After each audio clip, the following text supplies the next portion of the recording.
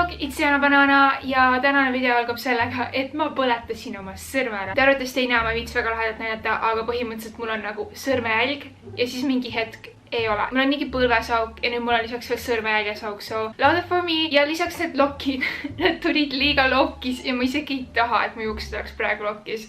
Ma oleks pean lihtsalt sirgete juustega olema. Anyway, tänane video on Q&A, sest ma avastasin just hiljuti, et viimane Q&A on filmitud eelmise aasta oktoobris. Tahate alati täpselt sama asju teada, mis on mu lemmikvärv? Roosa. Kui pikk ma olen? Umbes 180. Ma kogu aeg räägin nendest asjadest enda videotes. Ikka see number 1 ja number 2 asi, mida küsida. Aga ma küsisin teid siis Q&A küsimusi enda Instagramis ja ma sain üle 1000 küsimuse. Ma pole kunagi vist nii palju küsimusi saanud. Thank you so much ja kui sa ei follow mind veel Instagramis, siis kindlasti tee seda. Sellepärast, et kõik sellised interaktsioonid toimuvad seal. Ma lihtsalt peaks selle videoga alustama, aga teate, ma annan nagu Instagramis igale pildile kellelegi tagi. Ma tahaks teha YouTube'is sarnast asja, kus ma nagu kuidagi teeks shoutout'e, aga ma ei tea täpselt nagu, kuidas seda teha. Nii et kui teil on mingid ideid, et kuidas ma võiksin teile videotes shoutout'e teha, kas teile üldse meeldiks see idee, siis kindlasti öelge mulle seda all kommentaarides, please, sest ma tahaks seda teha enda videotes, aga ma lihtsalt ei tea, kuidas. Esimene küsimus tuleb inimeselt, kes ei taha, et ma teen nime mainiksin, aga ta küsib minult, et milline oli mu esimene töökogemus. No põhimõtteliselt, kui ma väike olin, siis nagu vanemad kogu aeg käskis mul igast asju teha, nagu niisama. See ei lähe väga töö alla, aga ma lihtsalt räägin, et kõige vastumeelsem asi, mida ma siiamaani ei tahaks üldse teha, oli tänavakivide vahelt umbrohu puhastamine. Ma tean, keegi teine ei tee sellist asja ja me hiljem avastasime, et seda pole mõtet teha. Sinna vist kasvab mingi teine asi ja siis on kõik fine või nad panevad mingi teine. Ma ei tea, igal juhul. Enam keegi ei tee seda, aga kui ma olin väike, siis mind kasutati selleks ära ja ma lihtsalt puhastasin kogu aeg tänavakivide vahesid kodus suvel. Mitte iga päev, aga iga nädal kindlasti. Need kasvasid kohe tagasi ja sealt tulid ämblikud välja, sealt tulid sibelga välja. Ma kartsin nii väga, ma ei tahtnud seda üldse teha, aga mul hästi nii ma tegin. Nii et see oli üks nendest kodustest töödest, mida ma pidin suvel tegema, aga mu esimene päris töö oli siis, kui ma olin 13. See oli täpselt ennem seda, kui ma hakkasin modellindusega tegelema, just oli suvevaheaeg alganud ja mu vanemad ütlesid, et Diana, sa oled 13, mine tööle. Nad lihtsalt ei saatnud mind suvakasse kohta, vaid ma sain oma isa töö juurde minna tööle, ma ei ütle, kus see töötab, aga seal on palju pudeleid ja minu tööülesanne oli lihtsalt neid pudeleid laduda kastidesse ja siis ma ehitasin nendest kastidest kõrgeid virnasid ja panin sinna pudeleid sisse ja siis ehitasin neid igal juhul. See oli väga füüsiliselt raske töö, absoluutselt iga lihas minu treenimata kehas valutas. Ma tegin seda vist mingi 3 nädalat või midagi sellist ja siis ma hakkasin modellindusega tegelema ja selleks sai pikaks ajaks minu töö. Aga jah, see oli mu esimene töökogemus. Ütle mulle all kommentaarides, kas sa oled juba tööl käinud ja kui sa oled, siis mis sinu kõige esimene töö oli, sellepärast et tavaliselt mitte kellelgi pole nagu eriti tore esimene töö. Mis su top 3 lemmikut õppeainet oli põhikoolis? Inglise keel, eesti keel, vene.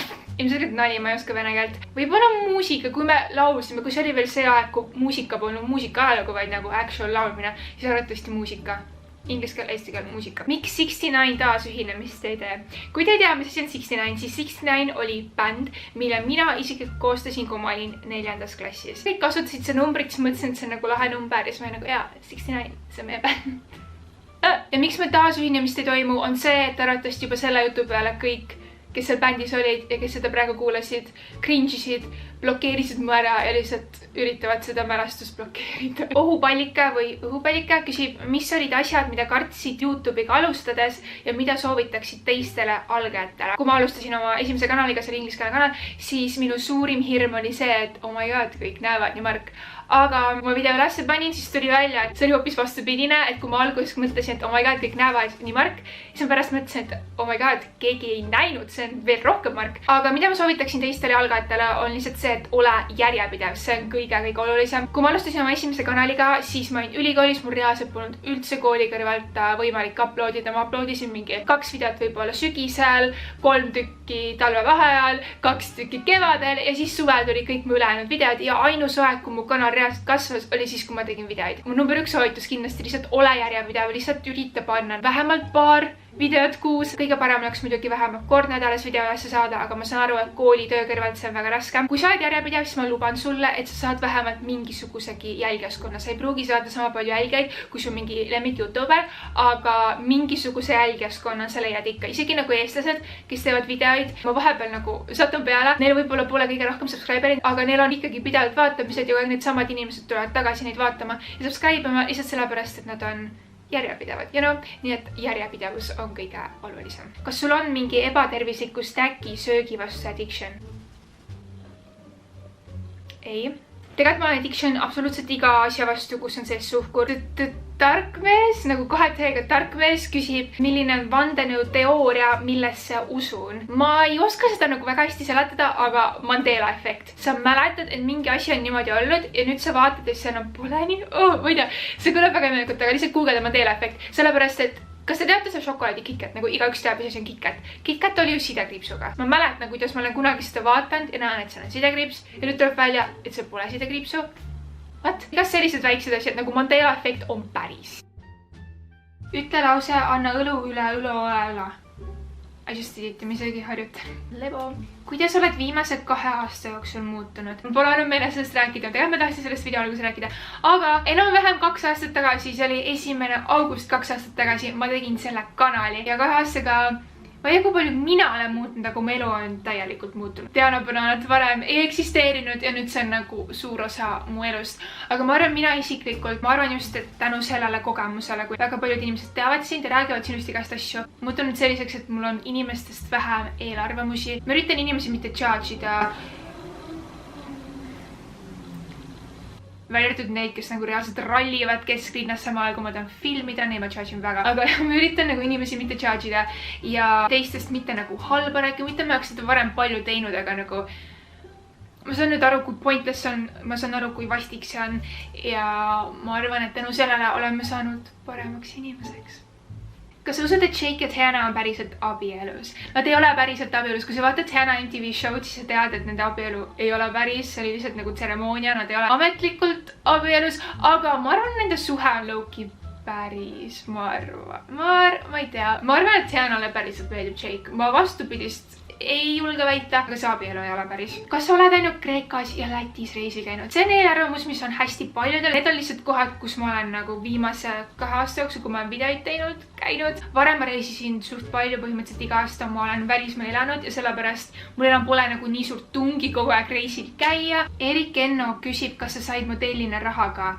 Ja kõik, kes ütlevad, nad on modellid, aga ma ei tee nii midagi, siis sorry, aga see ei käi, nagu sa ei saa olla laulja, aga nagu samas sa ei teeni mitte midagi. Kui see on su töö, kui sa oled päriselt modell, siis sa nagu teenid sellega.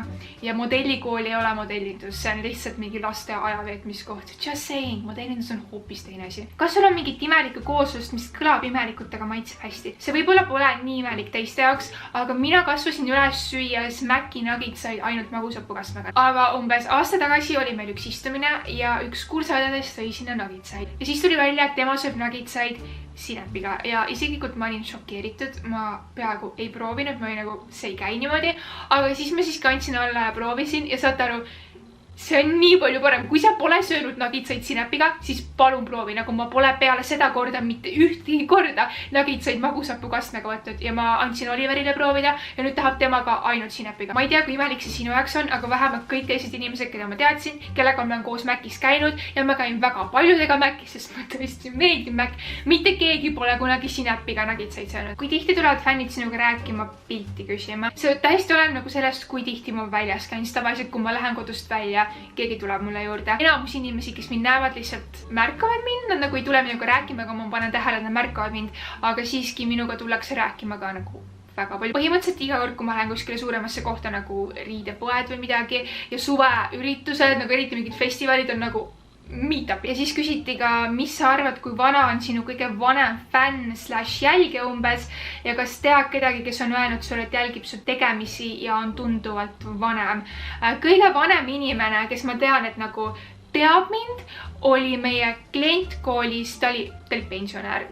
Ta teadis mind tänu oma lastelastele. Ma ei usu, et ta ise mu videoid vaataks, pigem talle lapselapsed näitasid, aga ta teadis, kes ma olen. Aga need, kes on vanemad ja täitsa ise mu videoid vaatavad, mitte et keegi nagu surub neile neid näkku, on arvatavasti mingi 30-40, ma arvan. Need on need, kes on mulle juurde tulnud ja ise seda öelnud, neil on mingi väiksed lapsed olnud ja nii edasi, aga jah, kõik arvavad, et mu fännid on ainult hästi noored, aga lihtsalt noored on need, kes nagu Instagramis fännavad, aga kui ma lähen kuskile kas või gruppi või mingi üritus, mis on nagu 18+, kas te arvate, et mul seal pole fänne või? Ei, nagu seal tullakse mulle võib-olla isegi veel rohkem ligi. Järgmist küsimust ma täiega mõtlesin, kas panna sisse või mitte, see on veits nagu team, aga samas _Harriet Haas küsib, mis on sinu kõige halvem kogemus mõne teise Eesti YouTuberiga? Minuga päriselus suheldes on kõik olnud väga meeldivad, toredad, sõbralikud, aga minuni ilmselt need jutud nagu liiklevad, kui nagu minust panna täiega taga rääkida niisama halba, siis jah, need jutud jõuavad ka minuni. Ma isegi ei tea, mis põhjustel, aga ma lihtsalt ei meeldi mõndadele inimestele ja tegu pole selliste YouTuberitega, kes nagu teevadki teistest halbu videod. Ei, nagu täiesti tavalised YouTuberid, vloggerid